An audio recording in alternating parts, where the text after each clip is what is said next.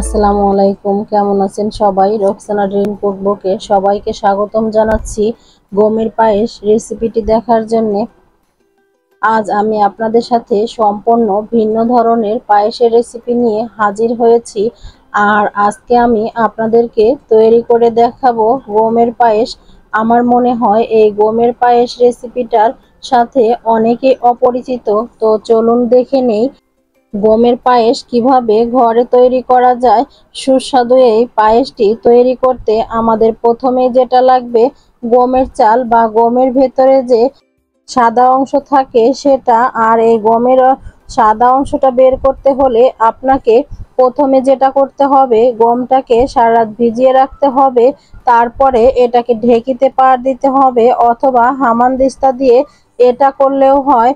এর ভেতরের সাদা চালটা বের হয়ে আসবে। এরপর এটা রোদে শুকিয়ে আপনারা অনেক দিন সংরক্ষণ করে রাখতে পারেন। আমি এখানে 1 কাপের চেয়ে একটু বেশি গমের চাল নিয়েছি। এবার আমি এই চালটাকে পানি দিয়ে ধুয়ে ক্লিন করে নিব এবং 10 থেকে 15 মিনিট এটাকে পানিতে ভিজিয়ে রাখবো।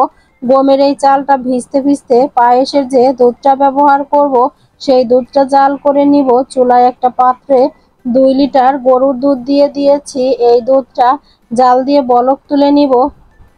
অনবরত নেড়ে চেড়ে জাল দিয়ে নিব। এবার চুলার জালটা লো করে দুধটা জাল করতে হবে, কিছুটা কমিয়ে নিব।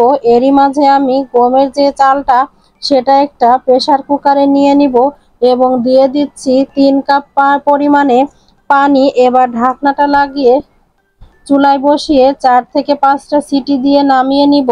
প্রেসার কুকারের সিট ওঠার পরেই সাথে সাথে ঢাকনাটা তোলা যাবে না, বেশ কিছুক্ষণ অপেক্ষা করতে হবে। তারপর ঢাকনাটা খুলে নিতে হবে। এতে করে গমের চালটা ভালোভাবে সেদ্ধ হয়ে ভাতে পরিণত হবে।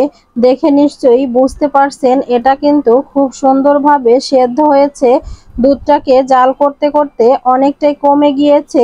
এবার এর মধ্যে দিয়ে দিচ্ছি 2টা মুখ ফাটানো এলাচ, 3 টুকরা দারুচিনি, 2টা তেজপাতা দুধের মধ্যে দিয়ে দিচ্ছি সুন্দর একটা ফ্লেভারের জন্য। দুধটা খুব বেশি শুকায়নি, সামান্য শুকিয়ে নিয়েছি। এবার গমের ভাতগুলো দুধের মধ্যে দিয়ে দিচ্ছি এবং অনবরত নেড়ে চেড়ে নিচ্ছি যাতে এগুলো দলা পেকে না থাকে। আমার ভিডিওর কোথাও কোনো অংশ যদি আপনাদের কাছে ভালো লেগে থাকে প্লিজ ভিডিওটিতে একটি লাইক দিতে ভুলবেন না। আর এ ধরনের সহজ রেসিপি আরও দেখতে চাইলে চ্যানেলটি সাবস্ক্রাইব করে নিতে পারেন। আর ফেসবুক পেজ থেকে দেখে থাকলে পেজটি ফলো করে পাশেই থাকবেন। আর এই কাজটি অলরেডি করে থাকলে আপনাকে অসংখ্য ধন্যবাদ। দুধের সাথে গমের ভাতটা নেড়ে চেড়ে দিয়ে জালটা মিডিয়ামে রেখে প্রায় আধা ঘন্টা মতো জাল করে নিয়েছি এবং এর মধ্যে দিয়ে দিচ্ছি 2 কাপ চিনি। বা যার যার স্বাদ অনুযায়ী চিনিটা দিয়ে নেড়ে চেড়ে বলক তুলে নিচ্ছি। আর দিয়ে দিচ্ছি 1 চিমটি লবণ। যে কোনো মিষ্টি খাবারে লবণটা দিলে স্বাদের ব্যালেন্স হয়। এবার দিয়ে দিচ্ছি ফ্রেশ কুড়ানো নারকেল 1 কাপ মতো। এই পর্যায়ে পায়েসের মধ্যে নারকেলটা দিলে পায়েসের টেস্টটা অনেক ভালো আসে। যে কোনো ধরনের পায়েস রান্নার ক্ষেত্রে চিনিটা রান্নার শেষের দিকে অ্যাড করলে পায়েসটা যেমন আঠালো হয় ঠিক তেমনি পায়েসটা সেদ্ধ হতে সময় কম লাগে। এই পায়েসটা আরও 8 থেকে 10 মিনিট মতো জাল দিয়ে নিব যাতে করে চিনির পানি শুকিয়ে পায়েসটা আঠালো হয়ে যায়। এরই মাঝেই কিন্তু আমার পায়েসটা হয়ে গিয়েছে। পায়েসটা অনেকটা ঘন হয়ে গিয়েছে, খুব বেশি ঘন করা যাবে না, না হলে ঠান্ডা হলে আরো ঘন থকথকে হয়ে যাবে। আমি একটু ঠান্ডা করে একটা বাটিতে পরিবেশন করে নিচ্ছি। আর এরই মাঝে তৈরি হয়ে গেল আমার মজাদার গমের পায়েস। বাসার বড়দের কাছ থেকে শেখা রেসিপিটা ফার্স্ট টাইম শেয়ার করলাম। সত্যি খেতে অসাধারণ হয়েছিল। অবশ্যই বাসায় একবার হলেও ট্রাই করবেন। দুর্দান্ত স্বাদের পায়েস রেসিপিটি কেমন হয়েছে আমাকে কমেন্টে জানাতে ভুলবেন না। আশা করি রেসিপিটি ভালো লেগেছে আর আপনাদের কাজেও আসবে।